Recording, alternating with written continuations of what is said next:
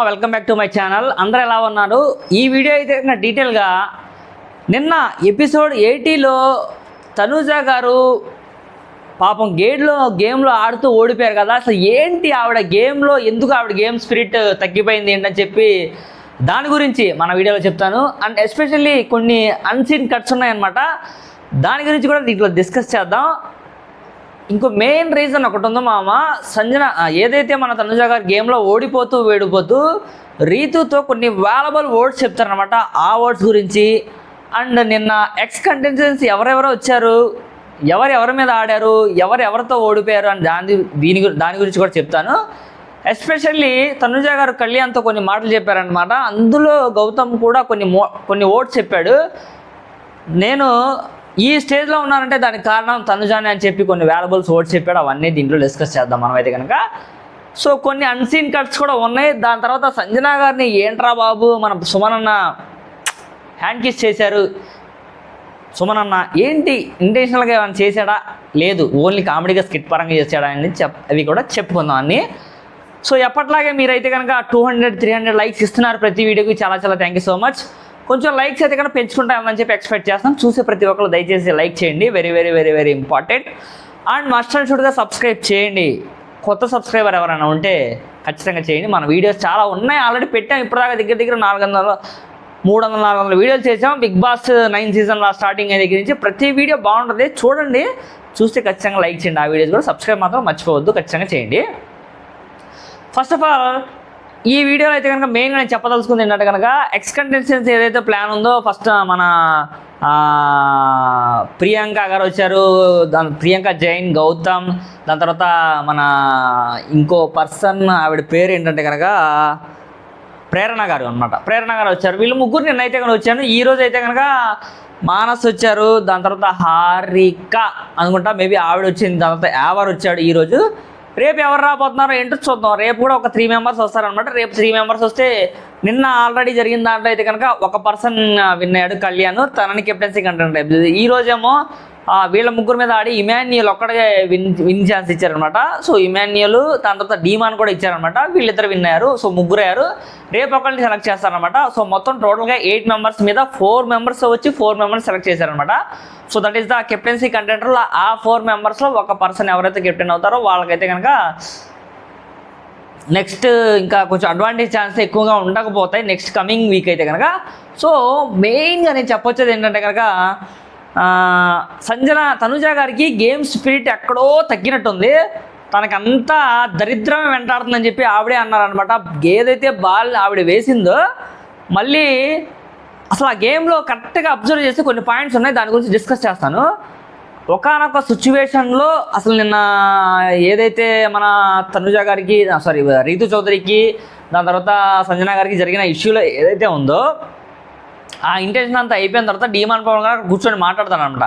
So ఎవరు తప్పు లేనప్పుడు నువ్వెందుకు ఏడుస్తావని చెప్పి తనుజ గారు కూడా అక్కడ అడుగుతారనమాట. నువ్వు ఏడవమాక, నీ తప్పేమన్నా ఉంది అనుకుంటా, నువ్వు ఏడిస్తే కనుక ఏ తప్పు లేనప్పుడు నువ్వు ఎందుకు ఏడవడం అని చెప్పి దాని గురించి చాలాసేపు డిస్కషన్ జరిగింది. సో మార్నింగ్ టైంలో అయితే కనుక ప్రియాంక జైన్ వస్తారు, అందరితో ఇంట్రడ్యూస్ చేసుకుంటారు. ఎవరితో ఆడతారని కళ్యాణ్తో ఆడతా అని చెప్పి కళ్యాణ్ అయితే కనుక ఆ గేమ్లో విన్ అవుతారు. దీని తర్వాత గౌతమ్ కృష్ణ వస్తారనమాట. సో ఆయన వచ్చినప్పుడు కొన్ని డిస్కషన్ జరుగుతుంది. సో దీనితో పాటుగా ఆ డిస్కషన్ జరిగినప్పుడు కళ్యాణ్ కొన్ని వాల్యుబుల్ వర్డ్స్ చెప్తాడనమాట తనుజ గురించి. నేను ఈ స్టేజ్లో ఉన్నానంటే దానికి కారణం ఖచ్చితంగా తనుజానే, తను నాకు చాలా సపోర్ట్గా చేస్తుందని చెప్పి చెప్తాడనమాట. సో ఈ మాట ఎందుకు అన్నానంటే కనుక ఇక్కడ మెయిన్గా తనుజ తన గేము ఓడిపోయిన తర్వాత కూడా ఏదైతే మన ప్రేరణ గారి మీద ఓడిపోతుంది గేము, తను ఆ గేమ్ చాలా ట్రై చేసిందనమాట. బట్ ఏ మాటగా మాట చెప్పాలంటే కనుక ఆ గేమ్ చాలా టఫ్ అండి. తనుజ గారి గేమ్ అయితే కనుక అక్కడ ఏదైతే టవర్ ఉందో లైక్ ఐరన్ పరించాలి అంటారు కదా. సో దాని మీద బాల్స్ ఉన్నాయి, ఆ ఎక్కాలి, ఆ బాల్స్ తీసుకోవాలా, దాని తర్వాత ఆ బాల్ తీసుకొని దాని మీద నుంచి కిందకే వేయాలి, దాని తర్వాత ఆ థ్రెడ్ ఏదైతే ఉందో దాని మీద వెళ్ళాలి. బట్ 1-2 సార్లు తనుజ గారు అయితే కనుక కొంచెం అక్కడ డిస్టర్బ్ అయ్యారు.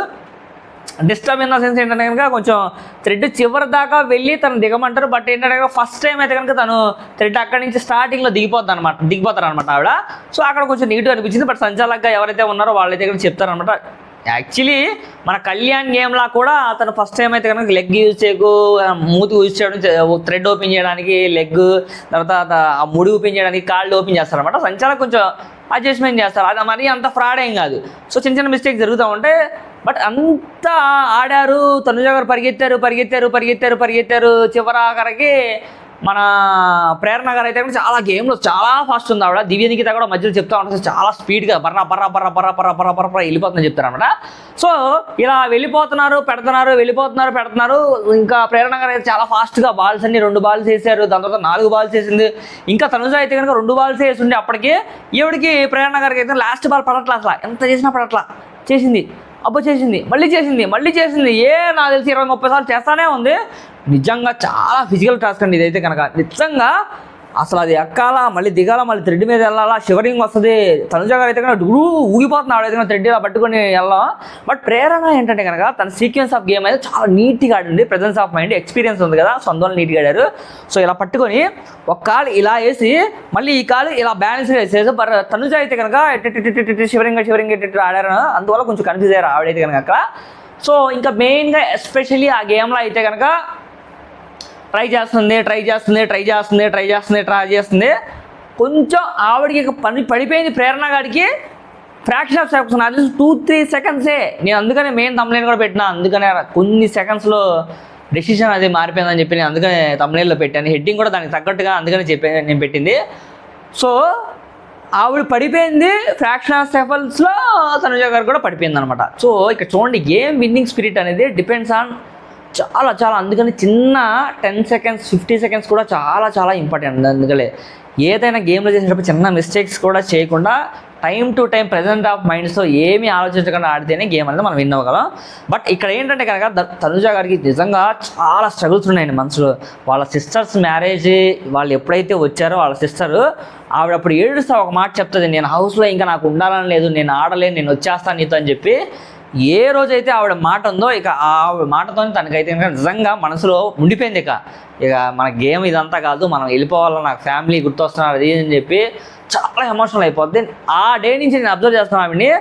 ఖచ్చితంగా తన అంటే ఆ ఫోకస్ పెట్టే మైండ్ అనేది డైవర్ట్ అయిపోతుంది అన్నమాట. అంత ఫోకస్డ్గా ఆవిడ ఆడలేకపోతున్నారు. మరి ఎందుకో ఏంటో మరి డిస్టర్బ్ అయితే అయ్యారు పక్క. ఆవిడ మాత్రం ఫ్యామిలీని మిస్ అవుతుంది. సో ఐ హోప్ గేమ్లో విన్ అయిపోయాడు. ఓడిపోయారు ఆవిడైతే కనుక. ఇంకా అక్కడ గార్డెన్లోనే కొంచెం ఆవిడ రెస్ట్ తీసుకుంటూ ఉంటారనమాట. అలా స్లీప్ అయ్యి ఆలోచిస్తూ ఉంటారనమాట. దట్ట మూమెంట్లోనే బర్నీ గారు కూడా వస్తారు, లేదు నాన్న జరుగుతూ ఉంటాయి అని చెప్పి అంటూ ఉంటారు. అట్ ద మూమెంట్ బర్నీ గారు కూడా ఏదైతే గౌతమ్ కృష్ణ మీద గేమ్ టాస్క్లో ఓడిపోతారో ఆయన, ఆ గేమ్లో కూడా పాపం నిజంగా ఎవరు రాలేదండి. హార్ట్ఫుల్గా చెప్పాలంటే తన కూతురికి ఇచ్చిన మాట కోసం తను దక్కించుకోలేదని చెప్పి హార్ట్ఫుల్గా చాలా బాధపడతాడు అనమాట. సో ఆ బాధ నిజంగా పెయిన్ ఉంటుందండి ఎవరి తండ్రికైనా. నా కూతురు వచ్చి అడిగిందే, నేను చేయలేకపోయానే, సారీ అమ్మా, సారీరా అని చెప్పి వాళ్ళ కూతురికి, వాళ్ళ అమ్మకి, వాళ్ళ ఫ్యామిలీకి, వాళ్ళ గురువు గారికి అందరికీ సారీ చెప్పి ఎక్స్క్యూజ్ చేసుకుంటారు. అట్ ద మూమెంట్లోనే తనుజ గారు వచ్చి లేదు నాన్న బాధపడమాకని చెప్పి ఆవిడ హక్ చేసుకొని యాజ్ ఏ ఫాదర్గా బాధపడక నాన్న జరుగుతూ ఉంటాయి అని చెప్పిద్ది అనమాట ఆవిడ. నిజంగా చాలా టూ గుడ్ అనిపిస్తుంది నాకైతే కనుక. సో ఇంకా తనుజ గారు ఓడిపోయారు కదా, రీతు చౌదరి కూడా ఆ టైంలో వచ్చి లేదులే బాధపడమాక, నిజంగా ట్రూ ఫ్రెండ్స్ అనిపించుకున్నారు వాళ్ళిద్దరు అయితే కనుక. లేదులే బాధపడమాక, ఇవన్నీ జరుగుతూ ఉంటాయి, అప్ అండ్ డౌన్స్ ఉంటాయి, గేమ్ ఓడిపోయినంత మాత్రాన నువ్వు అంత డిసప్పాయింట్ అవ్వమాక అది ఇది అని చెప్పి, లేదు రీతు నేను ఆడలేకపోతాను, నాకు ఫోకస్ వేరేలా ఉంది, సరే నువ్వైనా ఆడు మంచిగా, నా ప్లేస్లో నువ్వైనా ఇక్కడి నుంచి ముందుకు మంచిగా ఆడాలి అని చెప్పి తనకి చేస్తానమాట. నువ్వు 30% ఓడిపోమాక నువ్వు గెలవాలని చెప్పి తనకి విన్నింగ్ స్పిరిట్.